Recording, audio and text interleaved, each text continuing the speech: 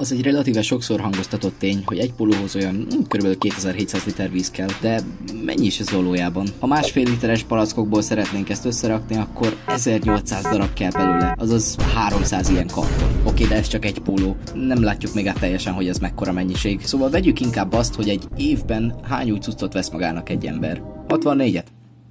A válasz 64.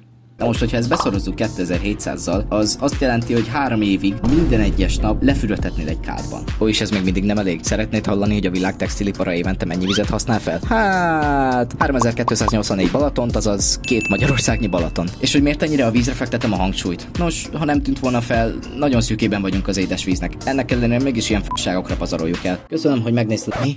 Mit mondasz? Már megint a történelméről szeretnél tanulni? Hát jó. Legyen. Egészen a 18-19. századig az emberek saját maguknak készítették el a ruháikat, vagy ha egy picit több zsetonjuk volt, akkor a helyi szabóval csináltattak. Ezek általában örök élet plusz 10 évet bírtak, mivel semmi más funkciójuk nem volt, mint hogy legyen az emberen valami, illetve az esetleges külsős hatásoktól, például a hidegtől védje meg őket. Azonban az ipari forradalom bekövetkeztével 3 dolog történt egyidejűleg. Feltaláltak 1-2 új gépet, ami nagyon könnyen előállíthatóvá tette a ruhadarabokat, így beindult a tömeggyártás. Az emberek nagyon-nagyon sokat dolgoztak, általában napi 12-16 órákat, így semmi idejük nem maradt a saját darabjaikat elkészíteni. Emellett túl sok pénzt sem kerestek, így nem volt pénzük se csináltatni. Most 154 forint van a kártyámon, semmim nincs. Megtestesült szabadság országában bedurrant a nők elégetése után a második leghumánosabb dolog. A rabszolgatartás. Így olcsón lehetett vásárolni gyapotot. Minden készen állt arra, hogy néhány mágnesszemű úriember megpillantsa a lehetőséget. Természetesen az egyenlő és kiegyensúlyozott világrendnek megfelelően néhány pici kőgazdag lett, míg mások továbbra is kidolgozták a belüket, hogy lepketnyi pénzt keressenek. Még szerencsé, hogy ez ma már nem fordul. Fittu. Szóval amikor se Inről rendelsz valami rendkívül fontos dolgot, lényegében ugyanúgy a rabszolgaságot finanszírozott, csak már nem Angliában vagy az USA-ban, hanem a harmadik világbeli országokban, azaz elsősorban Ázsiában és Afrikában. Oké, de eddig csak a vízről meg az emberi jogokról beszéltünk. Mi van a kibocsátásokkal? Hát... az sincs a legjobb helyzetben. Az összes kibocsátásunk 8-10%-át teszi ki a textilipar. Összehasonlításképpen a személyautók nagyjából olyan 15% körül mozognak. Na de hogy lesz ilyen magas ez a szám? 4 nagy indokot lehet megnevezni. Sokra a műszálas, és a műszál pedig műanyagból készül, a műanyag pedig kőolajból, így elég egyértelmű, hogy ez hogy járul hozzá a kibocsátásokhoz. A gyapot, amiből a pamutot csinálják, egy rendkívül nagy energiaigénnyel rendelkező növény, ami borzasztóan sok erőforrást felemészt, és boy, mennyire rossz a környezetnek. Te jó Isten, úgy szétbassza a biodiverzitást, meg a földek minőség.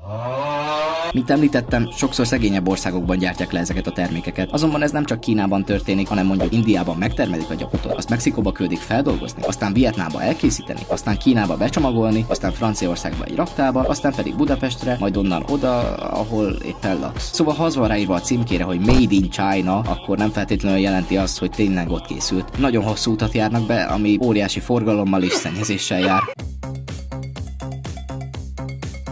Bőr.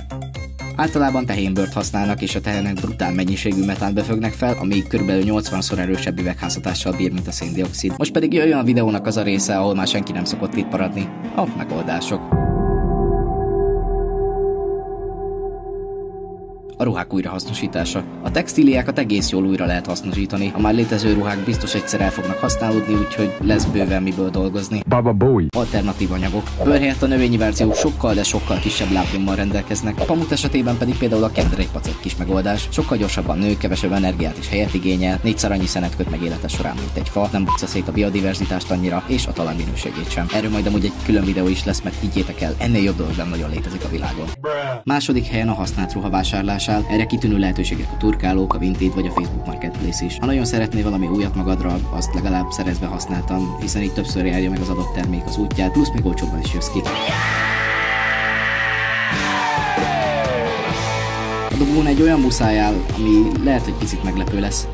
Ne vásárolj annyit. Senkinek nem kellenek új cuccok heti szinten, nem ettől leszel boldog. Ez pusztán a reklámipar hazugsága. Ó, tényleg, ha már itt tartunk, a hirdetéseket is szabályozni kell, mert ez nem állapot, ami most megy. Sajnos ebben az esetben nem tudunk civilként túl sok mindent tenni, max odafigyelni és tájékozódni. Köszönöm, hogy megnézted a videót, ha tetszett, akkor iratkozz fel, most pedig sok sikert kívánok neked a 47 fok túlép.